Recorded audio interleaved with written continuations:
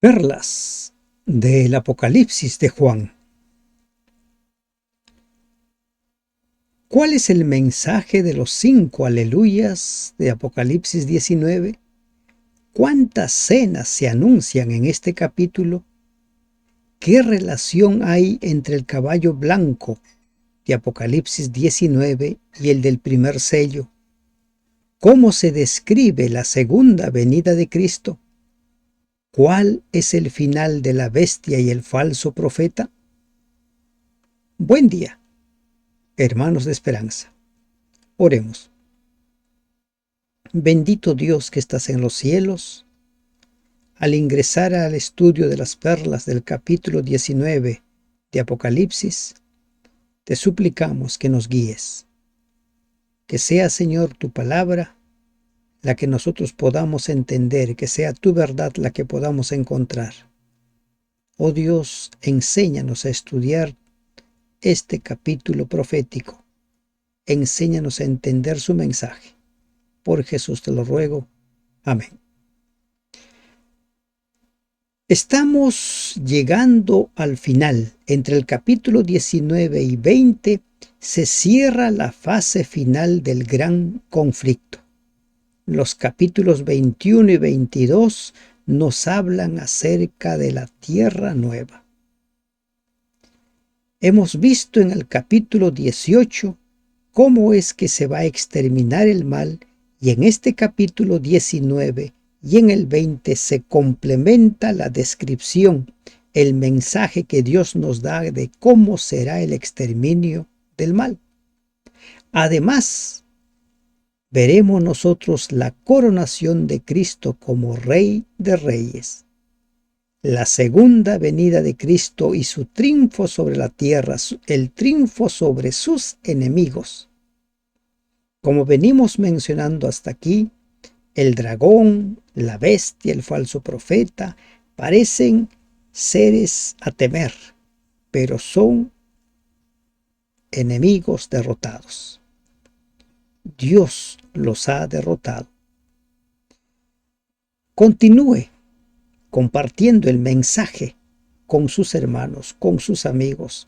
No deje de compartir y sobre todo, usted no deje de estudiar cada día un capítulo de la Biblia. No se conforme con escuchar mensajes de un versículo, de 2 versículos. Estudie la Biblia versículo a versículo, capítulo a capítulo. Ingresemos al estudio del capítulo 19 del libro de Apocalipsis.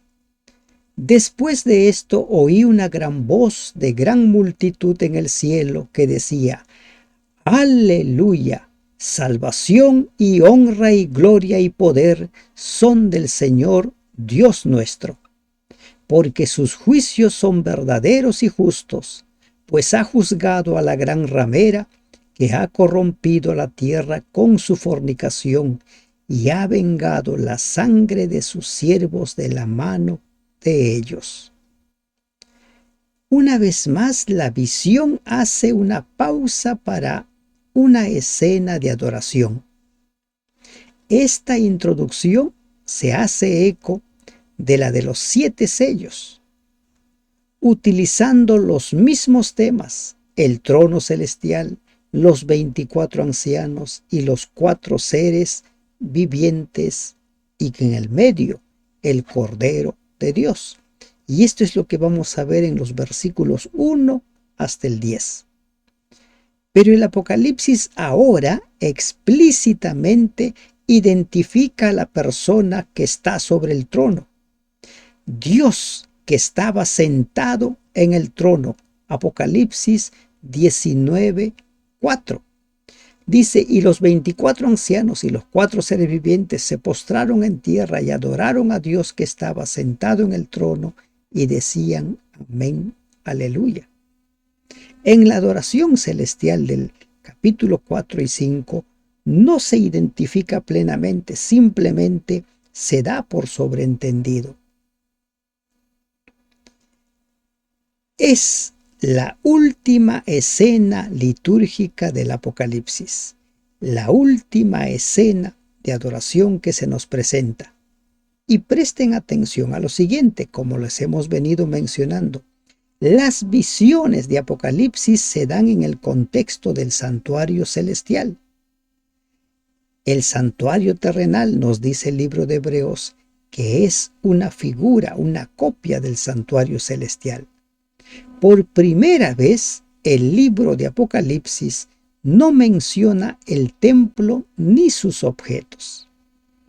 Usted habrá visto, en los demás capítulos, en las demás visiones, se menciona el templo abriéndose, saliendo del templo los ángeles con las plagas, pero aquí no se menciona. Una gran multitud en el cielo, esa gran multitud en el cielo proclamando aleluyas, aleluyas. Todos los ritos de expiación del templo han sido llevados a cabo. Y el templo no tiene más razón de ser. El juicio continúa ahora fuera de sus murallas, tal como sucedía en el santuario terrenal. El Kipur, o día de expiación ritual, apartaba un carnero para Azazel, o un macho cabrío, para no ser sacrificado, sino para ser echado al desierto por los pecados de Israel. Levítico 16:10 y 20:26.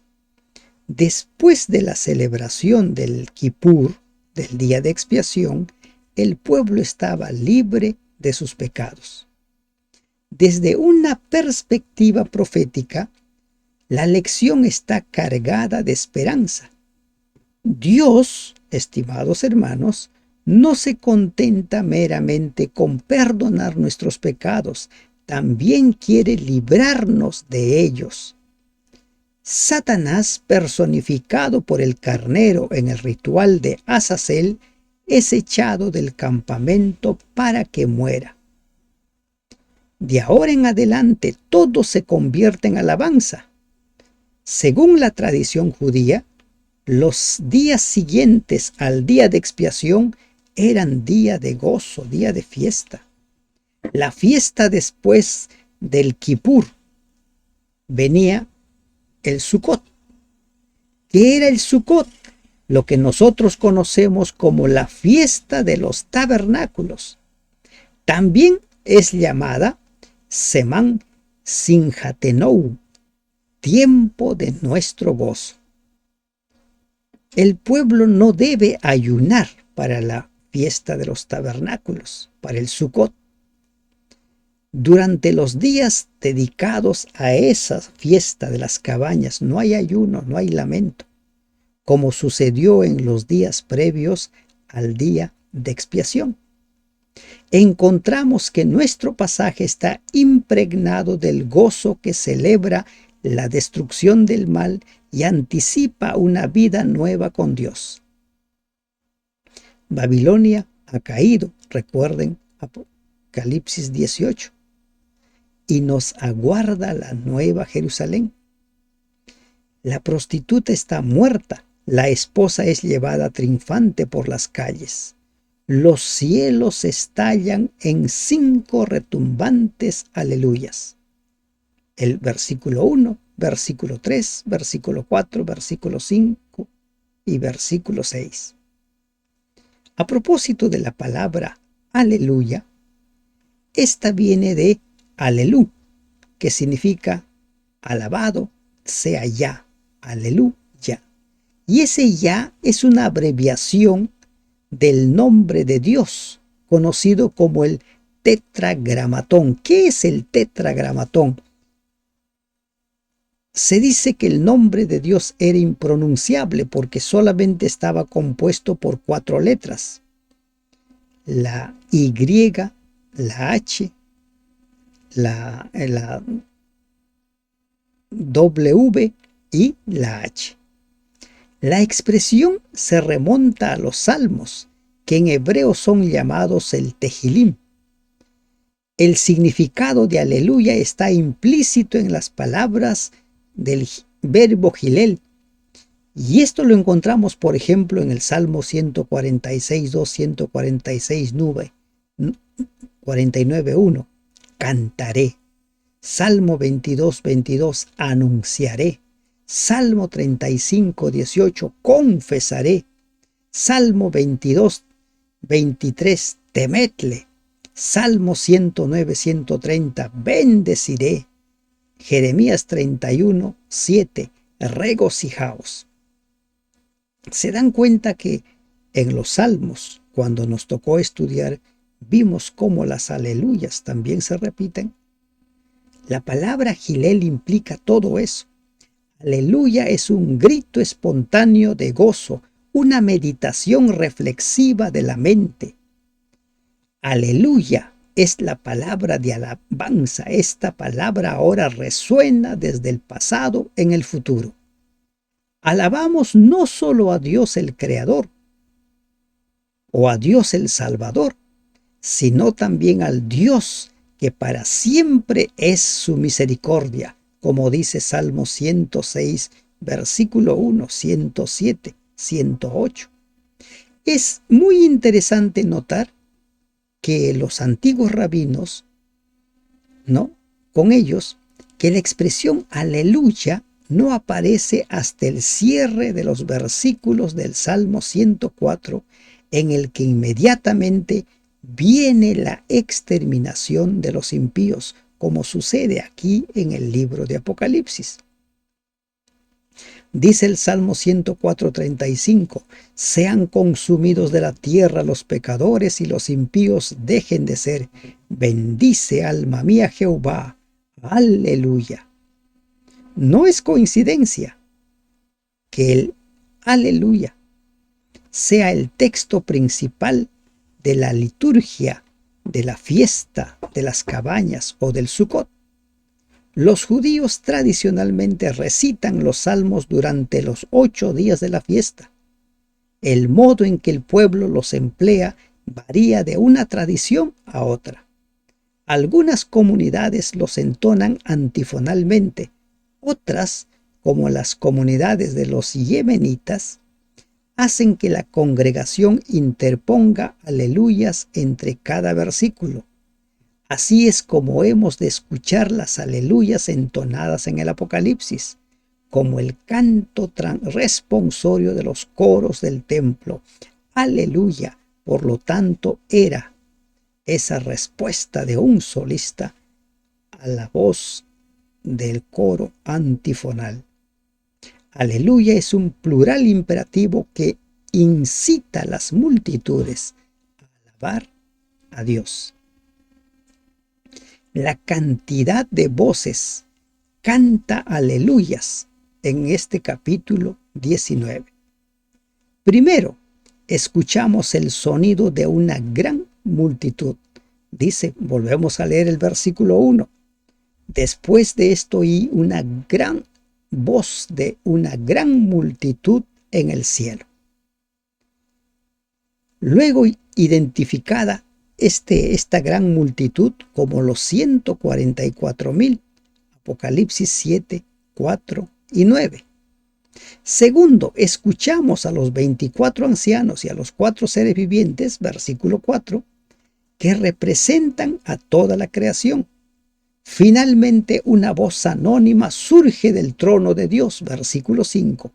Los 2 primeros aleluyas pronunciados por la multitud tienen que ver con acontecimientos del pasado. Enumeremos los 5 aleluyas. Primer aleluya, celebra la muerte de la ramera. Dice, aleluya, salvación y honra y gloria y poder son del Señor Dios nuestro, porque sus juicios son verdaderos y justos, pues ha juzgado a la gran ramera que ha corrompido la tierra con su fornicación y ha vengado la sangre de sus siervos de la mano de ella. Entonces, el primer aleluya celebra el juicio ejecutado sobre la gran ramera. El segundo aleluya, otra vez dijeron aleluya, y el humo de ella sube por los siglos de los siglos. En este segundo aleluya se regocija por el hecho de que el humo de ella sube, dice, por los siglos de los siglos, una señal de su destrucción final. Esta visión anticipa la destrucción final del mal y la muerte. La expresión por los siglos de los siglos, para indicar eternidad en Apocalipsis 20:10, luego se aplica a la muerte de Satanás representada por el ritual de Azazel, Levítico 16:10. Los seres celestiales, los 24 ancianos y los 4 seres vivientes pronuncian los siguientes aleluyas dirigidos a Dios mismo. Tercer aleluya. Y los 24 ancianos y los 4 seres vivientes se postraron en tierra y adoraron a Dios que estaba sentado en el trono y decían: Amén, aleluya, el Dios que reina y juzga. Este tercer aleluya expresa adoración ¿a quién? Al Dios que reina y juzga.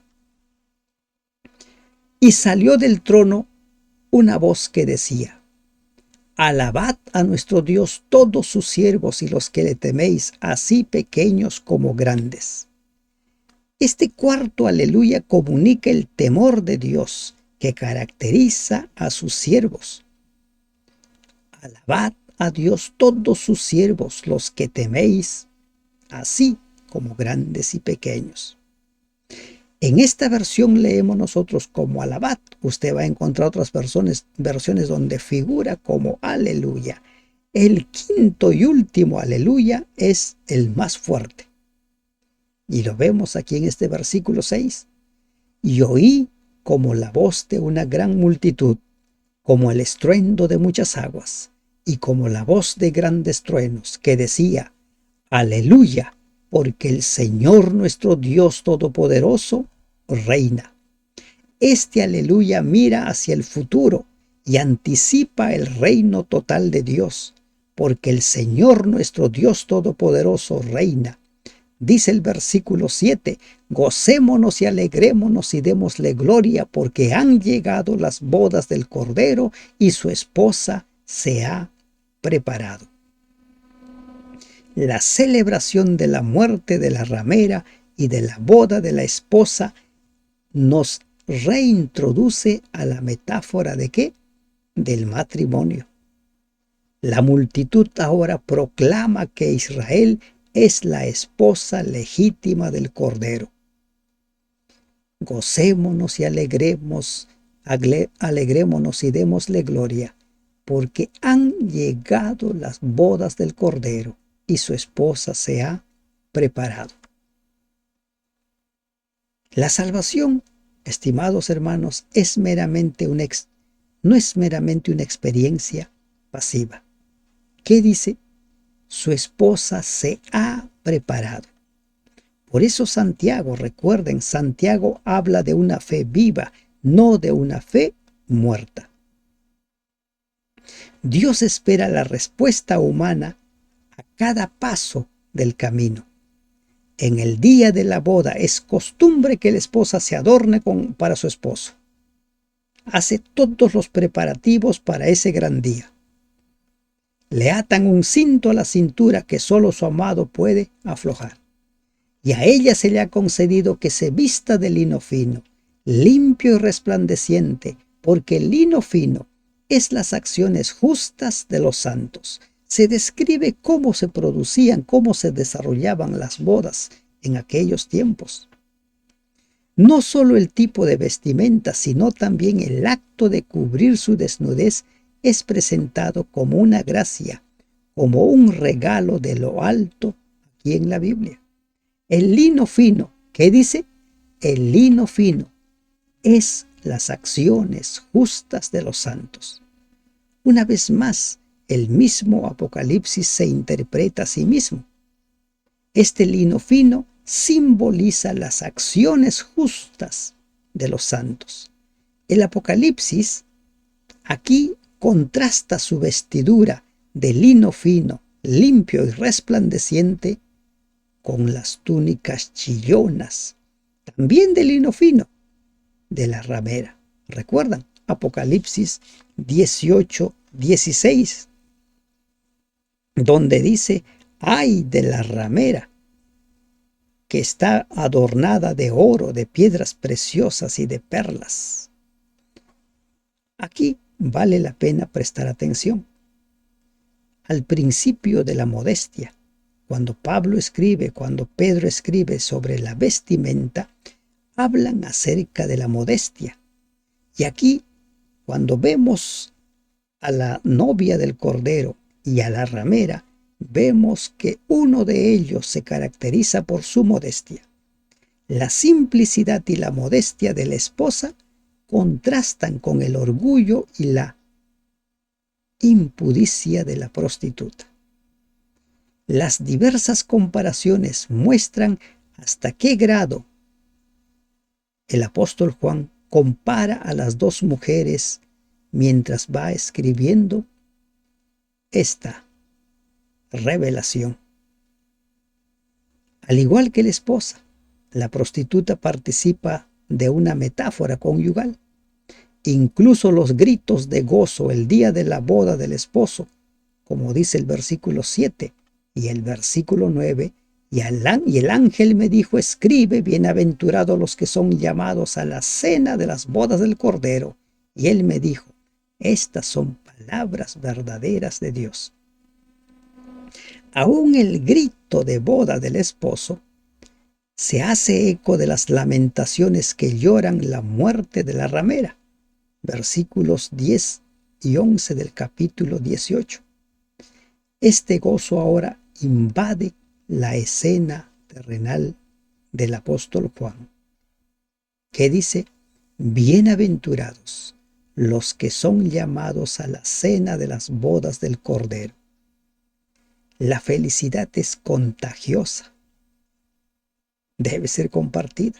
La bienaventuranza nos invita a todos a participar de ella. Al haber oído esas palabras, Juan cae a los pies del ángel para adorarle. Y yo me postré a sus pies para adorarle. Y él me dijo: mira, no lo hagas. Yo soy consiervo tuyo y de tus hermanos, que retienen el testimonio de Jesús. Adora a Dios, porque el testimonio de Jesús es el espíritu de profecía. El profeta parece haberse dejado llevar por la emoción del momento. Quiere adorar al ángel. Debe haber sido una escena sublime realmente. Una tras otra los aleluyas, una tras otra, y ahora la bienaventuranza sobre los que van a participar de la cena de las bodas del Cordero.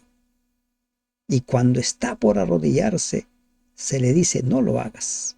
El ángel le dice: no, yo soy un consiervo tuyo. Miren, las últimas palabras son algo enigmáticas. ¿Qué dice? Porque el testimonio de Jesús es el espíritu de la profecía. Juan quiere adorar al ángel. El ángel dice: no lo hagas. Yo soy un consiervo como tú y de tus hermanos que retienen el testimonio de Jesús. Esta misma declaración lo encontramos en los versículos 8 y 9 del capítulo 22. También aparece una bienaventuranza para incitar al profeta a postrarse en adoración. Dice el capítulo 22, versículo 7: bienaventurado el que guarda las palabras de la profecía de este libro. Y aquí que encontramos una bienaventuranza. Bienaventurado los que son llamados a la cena de las bodas del Cordero. Vamos a encontrar un paralelismo entre estos dos versículos. Miren, ahí les presento el paralelismo. 19:10 y 22:8 y 9. El apóstol dice: me postré a sus pies para adorarle. Él me dice, no lo hagas. En la tercera parte, yo soy consiervo tuyo y de tus hermanos que retienen el testimonio de Jesús. Presten atención. Y en el 8:9, porque yo soy consiervo tuyo de tus hermanos que guardan las palabras de este libro. Y se cierra en ambos con adora a Dios. ¿Dónde encuentran ustedes la pequeña diferencia? En la tercera parte. Justamente esa tercera parte nos sirve para entender este enigma. La frase, los que retienen el testimonio de Jesús, corresponde a los que guardan las palabras de este libro. En otras palabras, el testimonio de Jesús es el equivalente de este libro, es decir, el Apocalipsis. ¿Se dan cuenta esa diferencia? La tercera parte. Vean la diapositiva. Entonces, dar testimonio de Jesús significa proclamar el mensaje del Apocalipsis. ¿Qué significa Apocalipsis? La revelación de Jesucristo. Proclamar el mensaje de Apocalipsis es anunciar la profecía acerca de la salvación final del universo. El testimonio de Jesús procede de Jesús mismo. ¿Se dan cuenta? El pasaje aquí también identifica el testimonio como el espíritu de la profecía, es decir, la inspiración divina de la palabra profética. Apocalipsis 19:10 confirma que el testimonio de Jesús es el espíritu de la profecía. El testimonio de Jesús, por lo tanto, es más que una ética o una tradición, denota inspiración de lo alto, espíritu de profecía.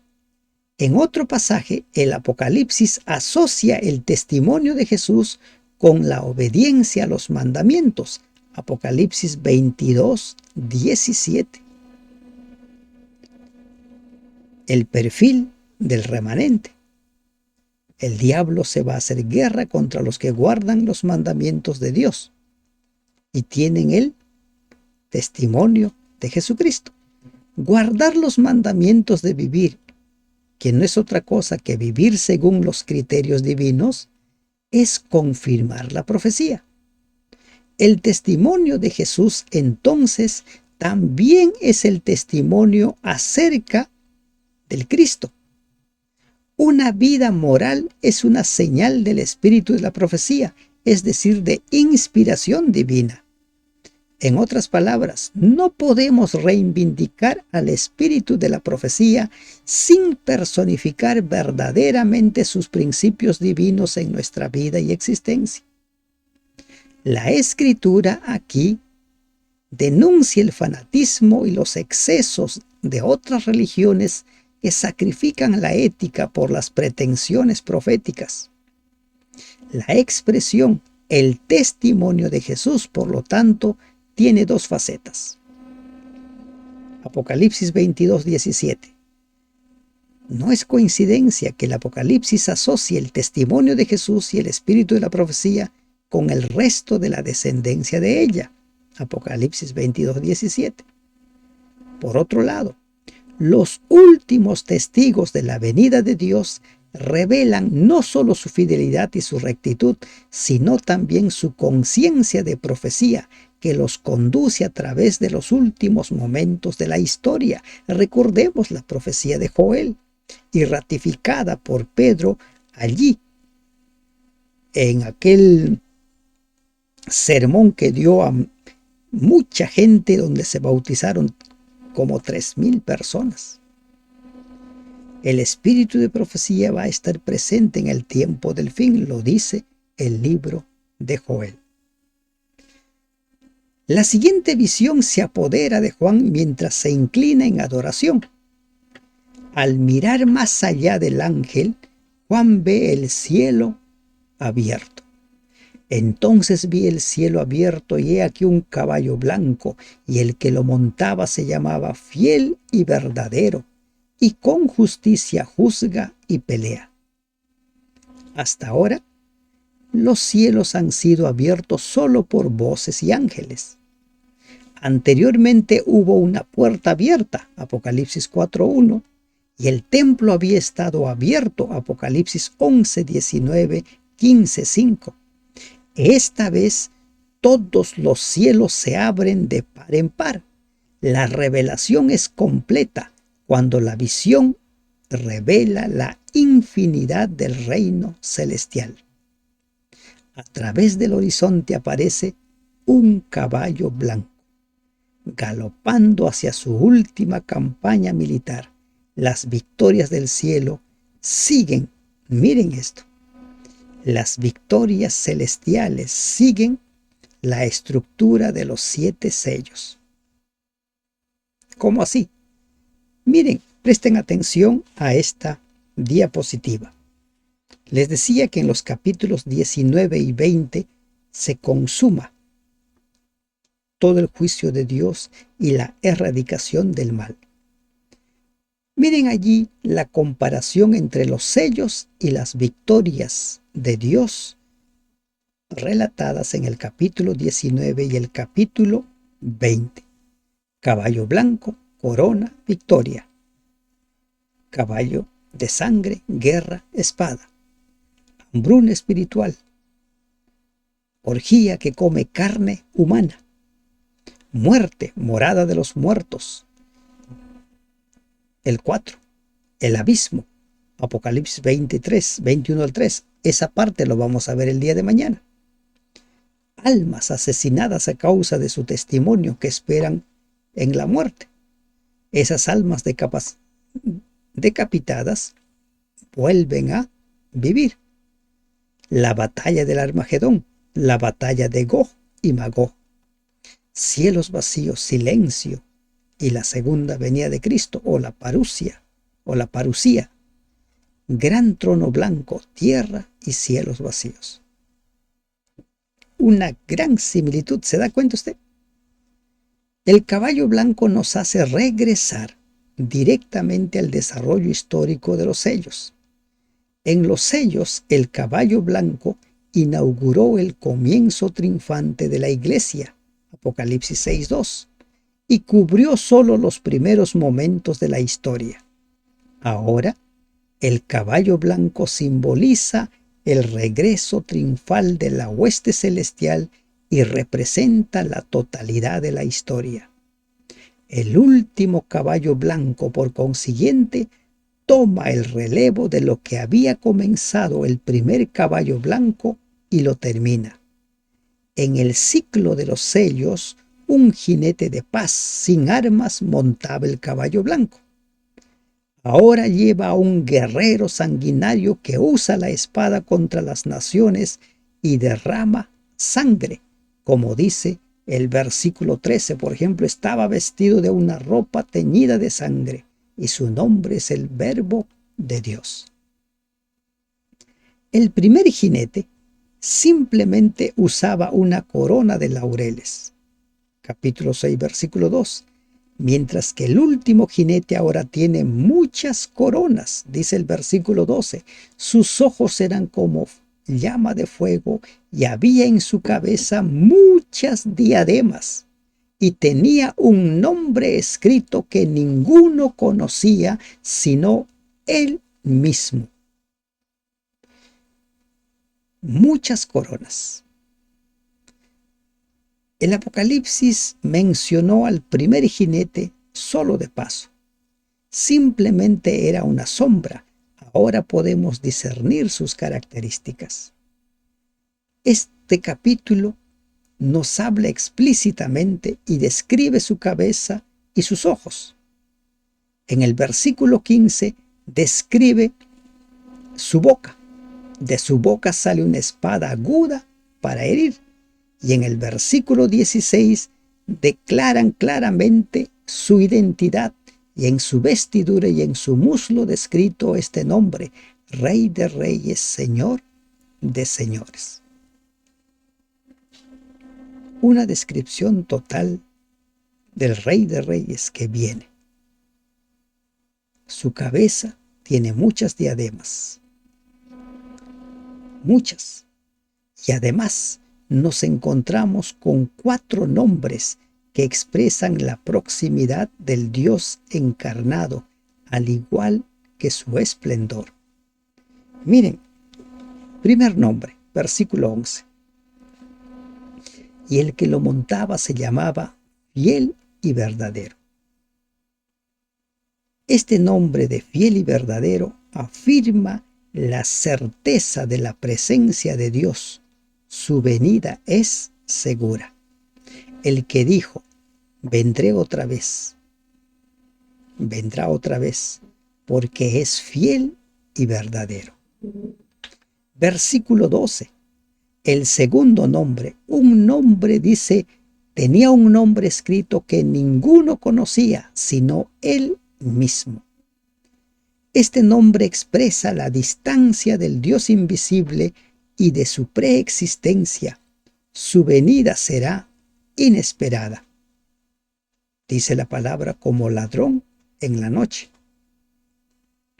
El tercer nombre, el Verbo de Dios, afirma que Dios se ha manifestado en carne, que es un Dios que se revela en las palabras y las acciones de su pueblo. Es el Dios personal de la historia y de la existencia. Y el cuarto nombre lo encontramos nosotros en el versículo 16. Rey de reyes, Señor de señores. Nos expresa la soberanía del Maestro del universo. ¿Se da cuenta usted? El Verbo de Dios, aquel que fue anunciado por Juan en el capítulo 1 del Evangelio de Juan, y luego nos dice que ese Verbo se encarnó para morir en nuestro lugar y para pagar nuestra deuda. Y el 14 dice, y los ejércitos celestiales vestidos de lino finísimo, blanco y limpio, le seguían en caballos blancos. Además, es el nombre del Cordero, Jesús el Mesías, el Verbo de Dios. Cristo viene. Recuerden lo que dice el versículo 14 del capítulo 17. Allí se nos presenta otro nombre. Dice, pelearán contra el Cordero y el Cordero los vencerá. Ahí encontramos un quinto nombre.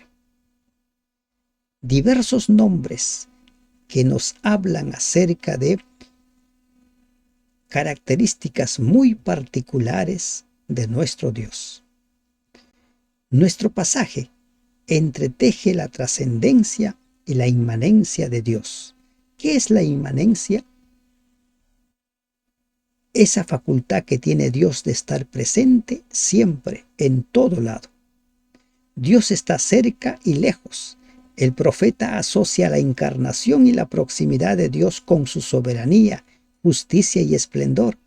Esto es lo que Cristo quiso decir al orar, Padre nuestro, el Dios cercano, que estás en los cielos, el Dios distante. Mateo 6, 9.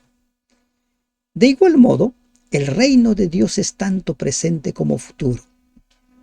Es existencial y cósmico.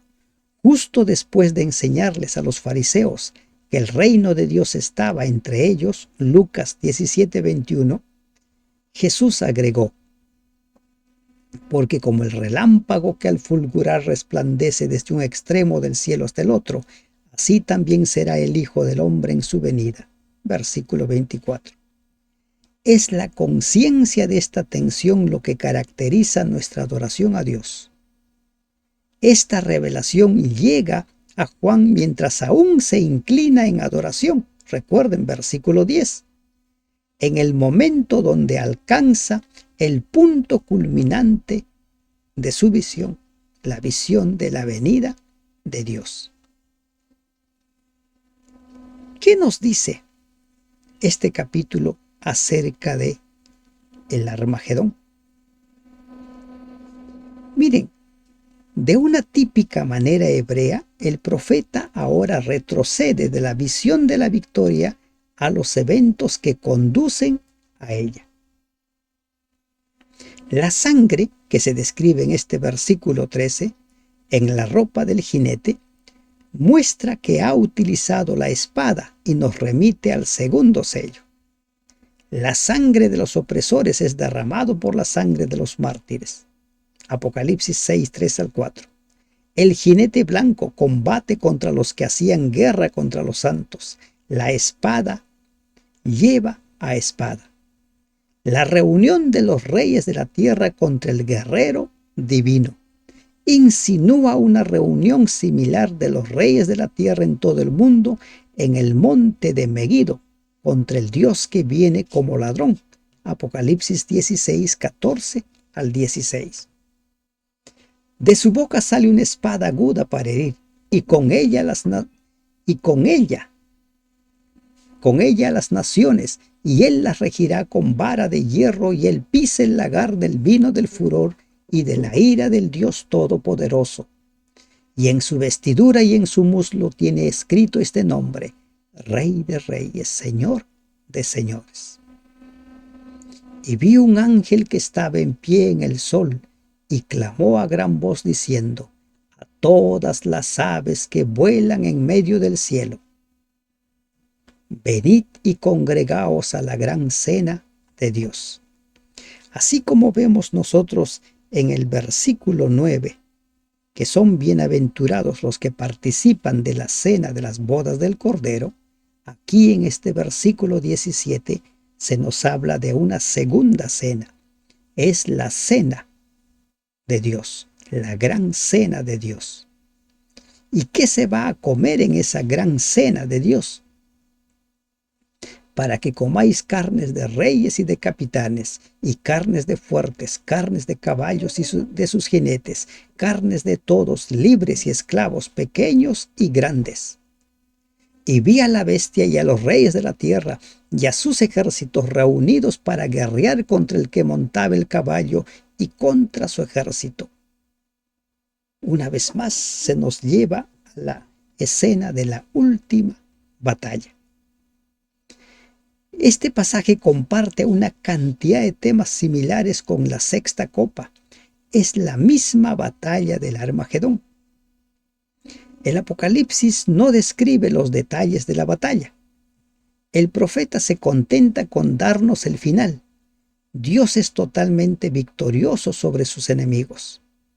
La bestia y el falso profeta ahora hacen causa común con todos los demás, como hemos visto en el versículo o en los capítulos 17 y 18. No eran más que un relato incompleto de la guerra del Armagedón. Aquí se nos da más detalles. Presenciamos la derrota de Babel y la subsiguiente fatalidad de los reyes de la tierra, pero la Escritura no dice nada acerca del destino final de esos reyes. El ángel ahora concluye la historia. Nos recuerda la derrota de Babel y su aliado, el falso profeta.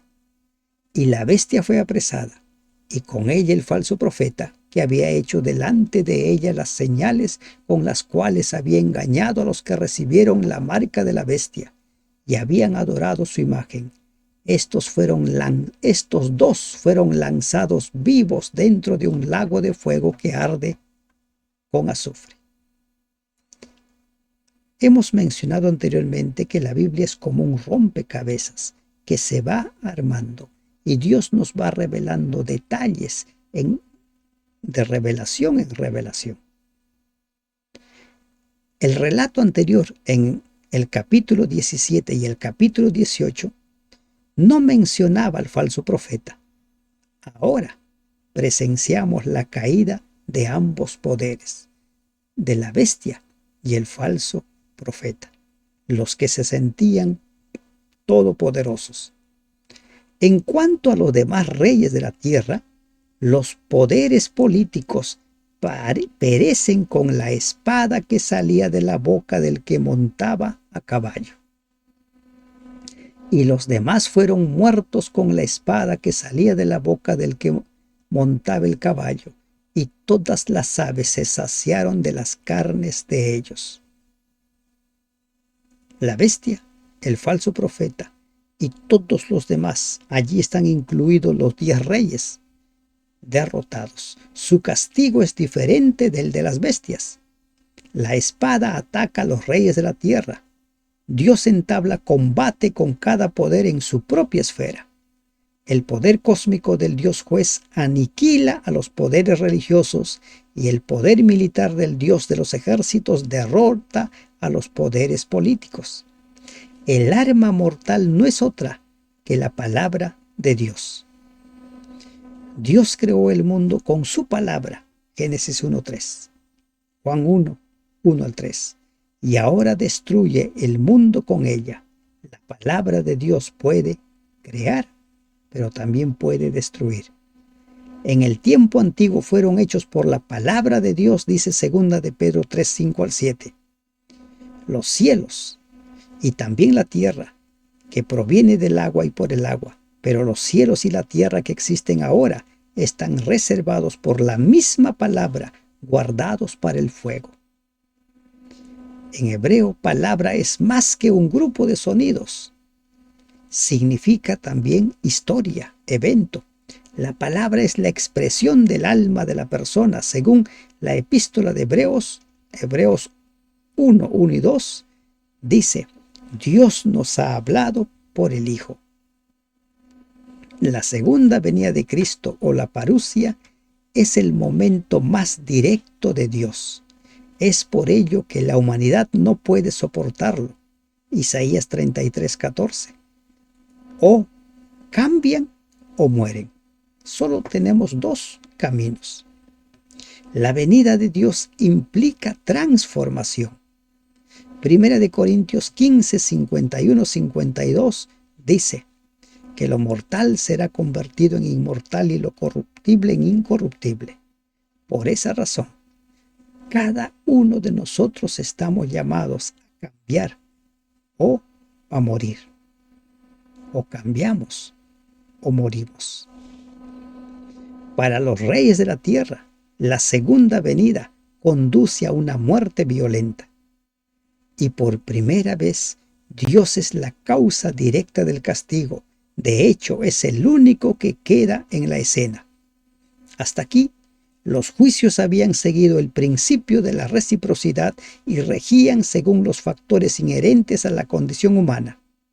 Pero Dios mismo administra el último juicio, y los demás fueron muertos con la espada que salía de la boca del que montaba el caballo, dice este versículo 21.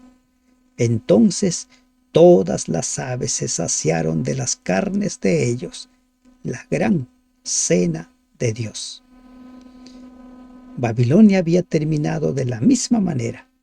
Los 10 cuernos y la bestia se habían dado un festín con su carne. Apocalipsis 17:16. Ahora es su turno. Este evento es paralelo a una visión de Ezequiel, pero con algunas diferencias. Ezequiel limita la masacre a los príncipes, los héroes, los caballos y los guerreros. Ezequiel 39:17-20. Sin embargo, esta visión apocalíptica tiene dimensiones cósmicas y agrega a la lista de las víctimas carnes de todos, libres y esclavos, pequeños y grandes. Como dice el versículo 18. Carnes de todos, todos van a perecer. La destrucción es total.